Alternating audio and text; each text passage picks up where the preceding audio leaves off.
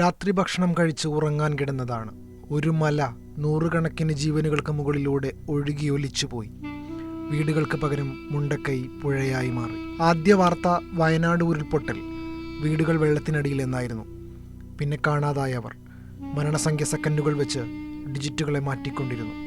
ചാലിയാർ മൃതദേഹങ്ങൾക്ക് കിടക്കാൻ മെത്തയായി മാറി.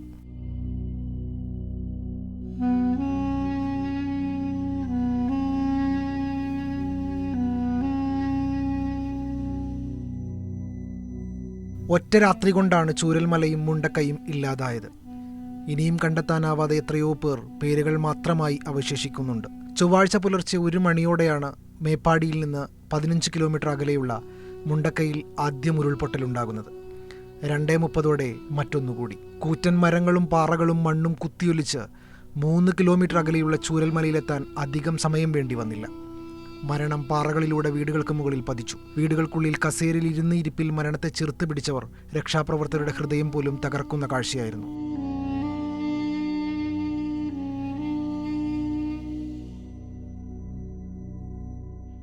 ജീവനറ്റവർക്ക് അവസാന യാത്രയപ്പ് നൽകാൻ, അവശേഷിക്കുന്ന ജീവനുകളെ തിരികെ പിടിക്കാൻ മുണ്ടക്കൈയിലേക്ക് ഒഴുകിയത് ആയിരങ്ങളാണ്.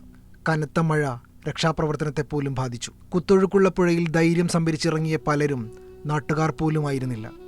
ഉറ്റവരെ കാണാതായവർ, ചളിയിൽ ഉടലാകെ പുതഞ്ഞുപോയവർ, വീട്ടിലുള്ളവരെല്ലാം ആ മലവെള്ളത്തിനൊപ്പം ഒലിച്ചുപോയിട്ടും പിടിച്ചു നിന്നവർ, ഒരു കടൽ മുഴുവൻ നെഞ്ചിലേറ്റി നിന്നവർ. എൻ്റെ ആങ്ങളെൻ്റെ 2 മക്കളും പോയി, അവരെയും കിട്ടിയിട്ടില്ല. എനിക്ക് അവര് വേണം. ഞങ്ങൾക്ക് ആകെ അമ്മയുള്ളൂ, അച്ഛനില്ല. ഞങ്ങളെ കുടുംബത്തിൽ 4 പേരെ കാണാനില്ല. ഈ 4 പേരെ അന്വേഷിച്ചിട്ടാണ് ഞങ്ങളിവിടെ വന്നിരിക്കുന്നത്. ഇത്രയും കാലമായിട്ട് ഒരു വിവരവും അവരെടുത്തില്ല. ആ സമയം തന്നെ രക്ഷാപ്രവർത്തകർ എത്തിയോ? ഇല്ല, അവര് മരം അവർക്ക് മുന്നോട്ട് വരാനുള്ള ഒരു വഴി ഉണ്ടായിരുന്നില്ല. അപ്പോൾ ഒരു മരമൊക്കെ മുറിച്ച് വരുമ്പോഴേക്കിനും ഒരു 6 മണി 7 മണിയായി.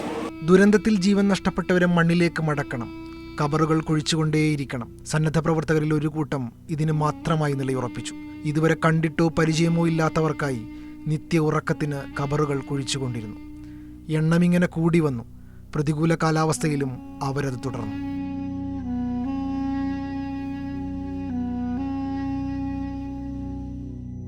കുട്ടികൾ ഓടിക്കളിച്ചിരുന്ന, ബെല്ലും അവരുടെ ശബ്ദങ്ങൾ മാത്രം മുഴങ്ങിക്കെട്ടിരുന്ന വെള്ളാർമല സ്കൂൾ ഇന്ന് ഓർമ്മ മാത്രമാണ്. അവരുടെ ഗ്രാമത്തെ അവർ ചുമരിൽ വരച്ചു വച്ചിരുന്നു. മണ്ണും ചെളിയും കുന്നുകൂടി കിടപ്പുണ്ട് അവശേഷിക്കുന്ന ആ ക്ലാസ് മുറികളിൽ ഇപ്പോൾ.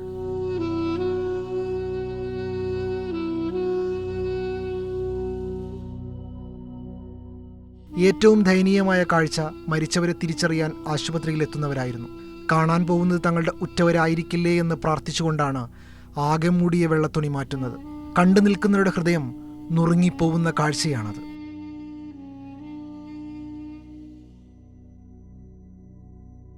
ഉറ്റവർ നഷ്ടപ്പെട്ട് മരണം മുന്നിൽ നിന്ന് ഒരു ചാൺ കണക്കെ അകന്നുപോയി ജീവനിങ്ങനെ കയ്യിൽ മുറുകെ പിടിച്ച് ദുരിതാശ്വാസ ക്യാമ്പുകളിലെത്തിയവർ നിരവധിയാണ്. അവർ ആ ട്രോമയിൽ നിന്ന് നീന്തിക്കേറാൻ എത്ര നാളെടുക്കും എന്ന് പറയാനാവില്ല. അവർക്കായി ഒരു നാട് മുഴുവൻ കൈമേയ് മറന്നു കൂടെ നിൽക്കുന്നു. കടയിലെ ചെരുപ്പുകൾ എല്ലാം നൽകുന്നവർ, വിൽക്കാനായി മാറ്റിവെച്ച ഡ്രസ്സുകൾ മുണ്ടക്കൈയിലേക്ക് കൊടുക്കാൻ മടിയില്ലാത്തവർ, ഭക്ഷണവും വെള്ളവുമായി ചുരം കയറുന്ന വണ്ടികൾ, കാണാതായവരെ കോൺക്രീറ്റ് കൂനയിൽ തേടുന്നവർ, ഒറ്റപ്പെട്ടു പോയവരെ വടം കെട്ടി തൊട്ടിലുണ്ടാക്കി പ്രതീക്ഷയുടെ കരയെത്തിക്കുന്നവർ. 200-നടുത്ത് പേരെയാണ് ഇനിയും കണ്ടെത്താനുള്ളത്. അവരെ ജീവനോടെ തിരിച്ചെത്തിക്കാൻ കൈമേയ് മറന്ന് തിരയുന്നവർ. ഒരു നാട് മുഴുവൻ മുണ്ടക്കൈയെ അങ്ങനെ ഹൃദയം കൊണ്ട് ചേർത്ത് പിടിക്കുകയാണ്. അവർ ഒറ്റയ്ക്കാണെന്ന് എങ്ങനെ പറയും? മുണ്ടക്കൈയിലെ ഉരുൾപൊട്ടലിന്റെ കാരണം ലഘുമേഘ വിസ്ഫോടനവും അതിതീവ്ര മഴയെന്നുമാണ് കാലാവസ്ഥാ നിരീക്ഷകർ വിലയിരുത്തുന്നത്. 2019 കവളപ്പാറയിലും പുത്തുമലയിലും ഉണ്ടായതിന് സമാനമായ സാഹചര്യമാണ് ചൂരൽമലയിലും ഉണ്ടായത്. ഗുജറാത്ത് തീരം മുതൽ വടക്കൻ കേരളം വരെ സജീവമായി നിലനിന്നിരുന്ന ന്യൂനമർദ്ദ പാത്തിയാണ് വടക്കൻ കേരളത്തിലെ മഴ ശക്തിയാക്കിയത്. ശരാശരി ലഭിക്കേണ്ട മഴയേക്കാൾ 20% കൂടുതലാണ് കഴിഞ്ഞയാഴ്ച പെയ്തത്. ഇതിനൊപ്പം അതിതീവ്ര മഴയും ലഘുമേഘ വിസ്ഫോടനവും ഉണ്ടായി. പൊതുവെ മണ്ണിടിച്ചിൽ സാധ്യതയുള്ള അതിപരിസ്ഥിതി ലോല മേഖലയാണ് ചൂരൽമല.